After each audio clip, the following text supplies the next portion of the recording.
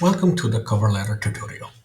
Here, as you can see, you can select either jobs from the job tracker or a custom object where you can add the job description that you wanted.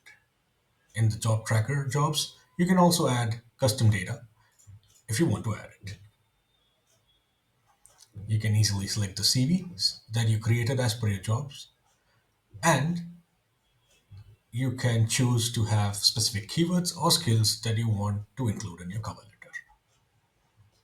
After that, you can select the language of your choice.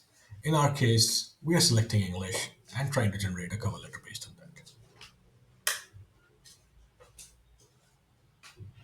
Here, as you can see, the cover letter is generated in English. We advise you to modify the cover letter. You can also see we are trying to add some skills or some additional information that we want the cover letter to have. In our case, we want to write about a hackathon that I won in 2019.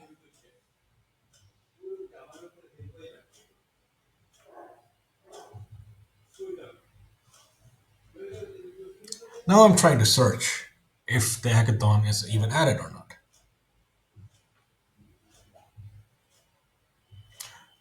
I see that hackathon has been added and it looks good. I'll review my cover letter if I want to, and I can also select some other language in which I want my cover letter. In this case, I'm choosing German because I'm based in Germany.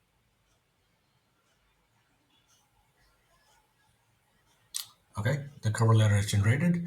Now I would advise again to modify the cover letter as per your need, and you can download it either in a docs file or a PDF file. For instance, you can see how the docs file is generated.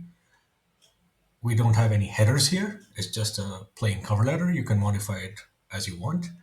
And a PDF, which based on this text would be generated by default and it would have headers as well.